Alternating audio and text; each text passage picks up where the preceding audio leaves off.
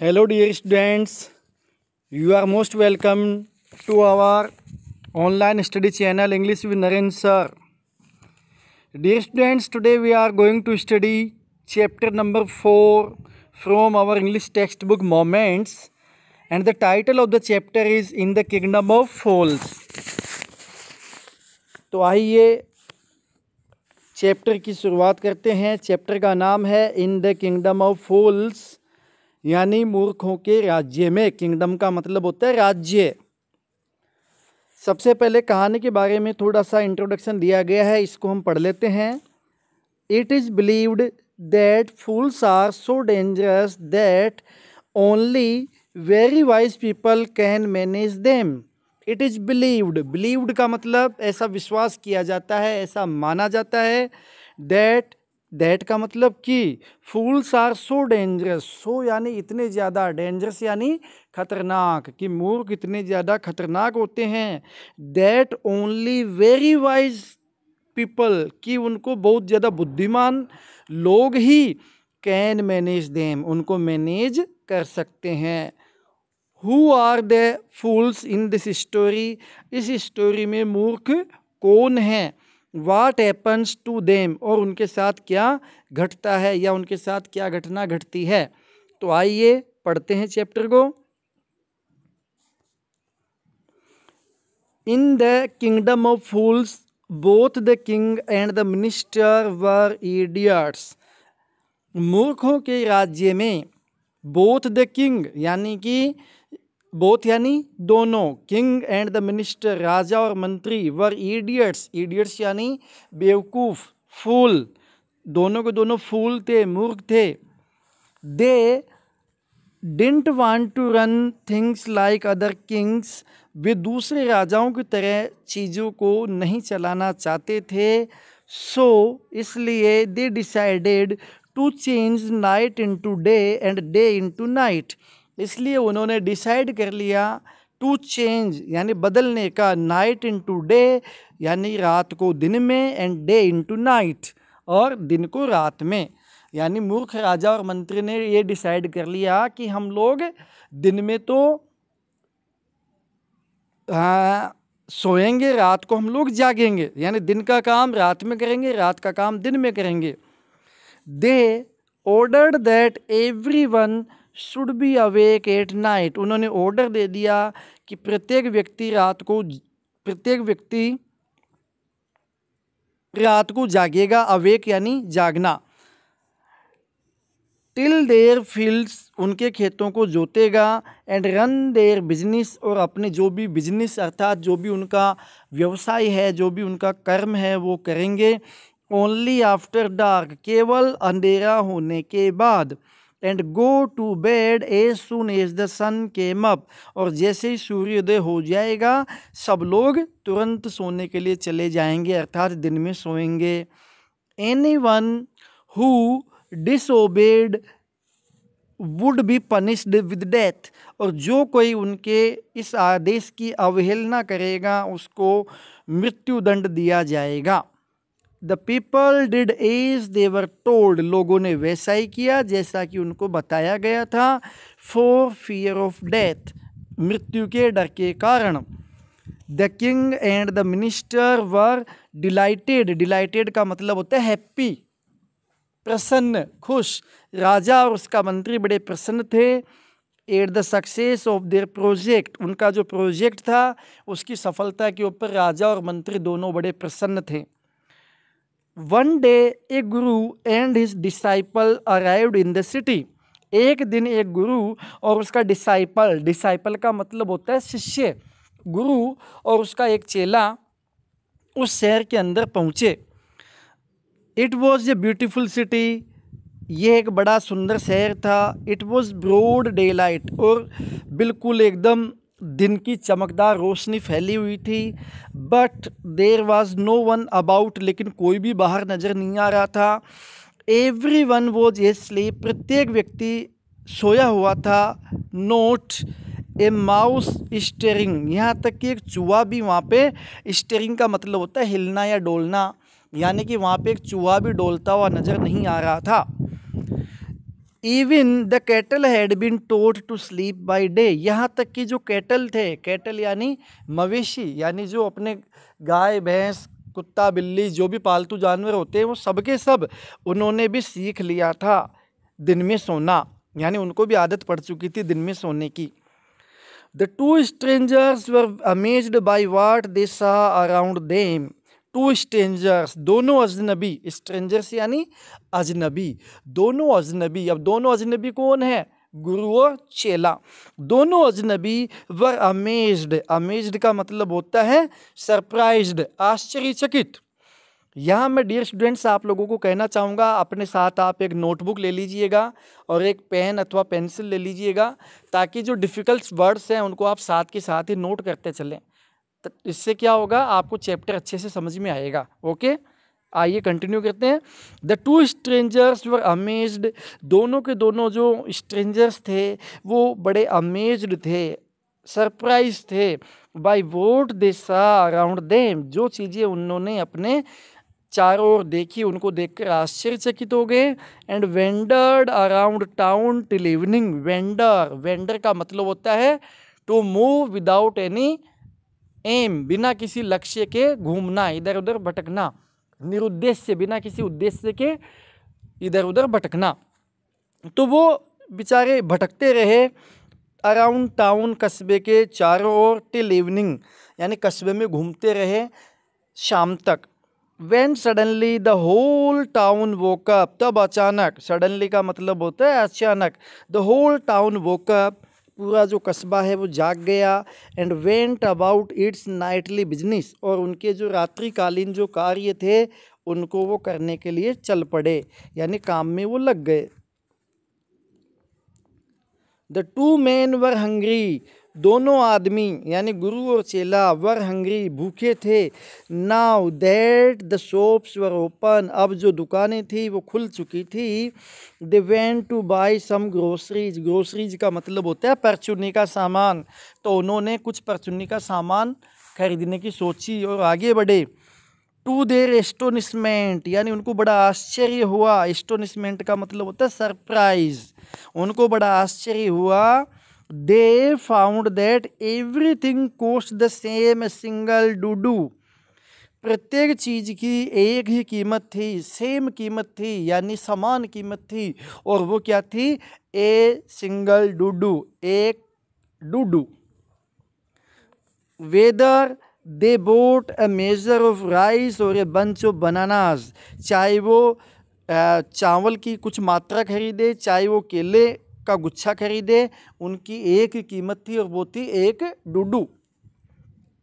It cost ए डूडू, इसकी कीमत एक डूडू थी। The Guru and the disciple were dilated, गुरु और उसका चेला डिलाइटेड, मैंने पहले भी बताया डिलाइटेड का मतलब होता है हैप्पी, खुश, तो गुरु और चेला दोनों बड़े प्रसन्न हो गए। They had never heard of anything like this, उन्होंने कभी भी ऐसी चीज़ के बारे में, ऐसी बात के बारे में नहीं सुना था। They could buy all the food they wanted for a rupee, एक रुपये में वो जितना भोजन चाहते थे उतना भोजन वो खरीद सकते थे। When they had cooked and eaten, जब उन्होंने भोजन पका लिया और खा लिया, यानी पका चुके थे, खा चुके थे। द गुरु रियलाइज्ड, गुरु ने महसूस किया, that this was a kingdom of fools, कि ये एक मूर्खों का राज्य है। And it wouldn't be a good idea for them, और ये उनके लिए एक अच्छा विचार नहीं होगा टू स्टे देयर, वहाँ पे रुकना। This is no place for us, let's go, ये स्थान हमारे लिए नहीं है, आओ हम यहाँ से चलें। He said to his disciple, उसने अपने डिसाइपल चेले से कहा, गुरु ने ये बात अपने चेले से कही। But the disciple didn't want to leave the place, लेकिन जो डिसाइपल था उस प्लेस को, उस स्थान को नहीं छोड़ना चाहता था। Everything was cheap here, cheap का मतलब होता है सस्ता, तो प्रत्येक चीज़ यहाँ पे एकदम सस्ती थी। All he wanted was good cheap food, जो चीज़ उसको चाहिए थी वो क्या था, गुड यानी अच्छा, चीप यानी सस्ता, फूड यानी भोजन, यानी चेले को और क्या चाहिए, उसको अच्छा और सस्ता भोजन वहाँ पे मिल रहा था। द गुरु सेड, गुरु ने कहा, देखिए क्या कहा गुरु ने, हम देखते हैं। The guru said they are all fools, this won't last very long and you can't tell what they will do to you next. गुरु ने कहा कि ये सारे के सारे मूर्ख हैं, this won't last very long, और ये ज़्यादा लंबे समय तक नहीं चलने वाला, यानी ज़्यादा लंबे समय तक नहीं चलेगा। एंड यू कैंट टेल, और तुम नहीं बता सकते, अर्थात तुम अनुमान भी नहीं लगा सकते, what they will do to you next, कि वो अगले ही पल तुम्हारे साथ क्या कर देवें। But the disciple wouldn't listen to the guru's wisdom, लेकिन गुरु के जो बुद्धिमानीपूर्ण वचन थे, इन वचनों को, इन बातों को चेले ने नहीं ध्यान दिया। लिसन टू का मतलब होता है सुनना या ध्यान देना, तो चेले ने गुरु की बातों पर कोई ध्यान नहीं दिया। ही वांटेड टू स्टे, वह वहीं पे रुकना चाहता था। देखिए डियर स्टूडेंट्स, स्टे का मतलब होता है कुछ समय के लिए रुकना, और स्टॉप का मतलब होता है लंबे समय के लिए रुकना, तो वो वहीं पे कुछ समय और ठहरना चाहता था, रुकना चाहता था। The Guru finally gave up and said, अंत में गुरु ने, गेव अप का मतलब होता है छोड़ना, विचार त्याग दिया, छोड़ दिया, एंड सेड, और बोला, डू वाट यू वांट, जो तुम चाहते हो वो तुम करो, आई एम गोइंग, मैं तो चला, एंड लेफ्ट, और गुरु वहाँ से चले गए। द डिसाइपल स्टेड ऑन, जो डिसाइपल था, चेला था, वहीं रुका रहा। Ate his fill every day, fill का मतलब होता है जितना उसका पेट भर सकता था, यानी वो रोज़ाना भरपेट खाना खाता। बनानास, केले खाता, घी खाता, एंड राइस एंड वीट, चावल और गेहूँ खाता, and Guru fat like a street side sacred bull, और ग्रू फैट यानी मोटा हो गया, लाइक का मतलब होता है के समान, के जैसा, like a street side sacred bull, जो गली में आवारा सांड डोलता है उसके समान वो एक मोटा हो गया। सैक्रेड का मतलब होता है पवित्र, ठीक है, तो गली में जो आवारा सांड घूमता है उसके समान वो मोटा हो गया। वन ब्राइट डे, एक चमकीले दिन, ए thief broke into a rich merchants house, एक चोर ने एक धनवान अमीर व्यापारी के घर में, ब्रोक इनटू का मतलब होता है सेंधमारी करना, अर्थात दीवार तोड़कर अंदर घुस जाना। तो एक दिन एक चोर जो था वो किसी व्यापारी के घर में दीवार तोड़ के अंदर घुस गया चोरी करने के लिए। अब जैसा कि आपको पता है कि वहाँ पे दिन में लोग सोते थे, तो ये काम दिन में हुआ। He had made a hole in the wall, एक दीवार में उसने एक छेद कर दिया, एंड स्नीक्ड इन, और छेद करने के बाद, स्नीक्ड का मतलब होता है, स्नीक्ड इन का मतलब चुपके से आना, इन यानी अंदर, और वो चुपके से अंदर घुस गया। स्नीक का मतलब होता है चुपके से घुसना या चुपके से आना, तो वो चुपके से अंदर आ गया दीवार में छेद करके। And as he was carrying out the his loot, देखिए लूट का मतलब होता है लूट का जो सामान होता है, यानी जो उसने सामान वहाँ से चुराया था, चोरी का सामान। And he was carrying out his लूट, कैरी आउट यानी ले जाना, जब वो अपने लूट के सामान को लेके जा रहा था। The wall of the old house collapse, collapse का मतलब होता है धर धरा के गिर पड़ना, धराशायी हो जाना, भर भरा के कोई बिल्डिंग एक साथ गिर पड़ना, तो वो जो दीवार थी वो धराशायी हो गई, यानी एक साथ गिर पड़ी। ऑन हिज हेड, उसके सिर के ऊपर, and killed him on the spot, और वो उसी स्थल पर मारा गया। His brother ran to the king, उसका भाई राजा के पास गया, एंड कंप्लेंट, और उसने शिकायत की, योर हाईनेस, महाराज। देखिए इंग्लिश में महाराज को या जो सम्माननीय होते हैं उनको योर हाईनेस कहते हैं, राजा महाराजाओं को योर हाईनेस वर्ड से एड्रेस किया जाता है।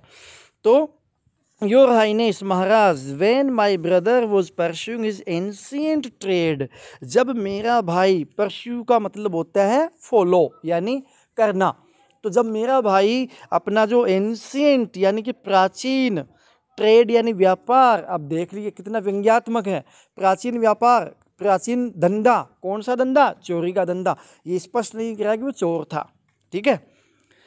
तो when my brother was pursuing his ancient trade, जब मेरा भाई अपने प्राचीन धंधे को कर रहा था, a wall fell on him and killed him, एक दीवार उसके ऊपर गिर पड़ी और उसको मार दिया। This merchant is to blame, और इस व्यापारी के ऊपर उसकी हत्या का आरोप है। He should have built a good strong wall, क्योंकि इसको एक अच्छी और मजबूत दीवार बनानी चाहिए थी। You must punish the wrong doer, wrong doer यानी गलती करने वाला, तुम्हें जो गलती करने वाला उसको पनिश करना चाहिए। एंड कंपनसेंट यानी क्षतिपूर्ति करनी चाहिए the family for this injustice, इस अन्याय के लिए परिवार को तुम्हें क्षतिपूर्ति करनी चाहिए। द किंग सेड, राजा बोला, जस्टिस विल बी डन, न्याय होगा। Don't worry and at once summoned the owner of the house, at once यानी तत्काल, तुरंत। समन का मतलब होता है बुलाना, बुलावा भेजना। द ओनर यानी मालिक, ऑफ द हाउस उस मकान का, तो उस मकान के मालिक को तत्काल बुलावा भेजा गया। तो डियर स्टूडेंट्स, आज का वीडियो इतना ही। आगे का जो चैप्टर है उसको हम लोग अपने नेक्स्ट वीडियो में कंटिन्यू करेंगे। Till then take care, bye bye.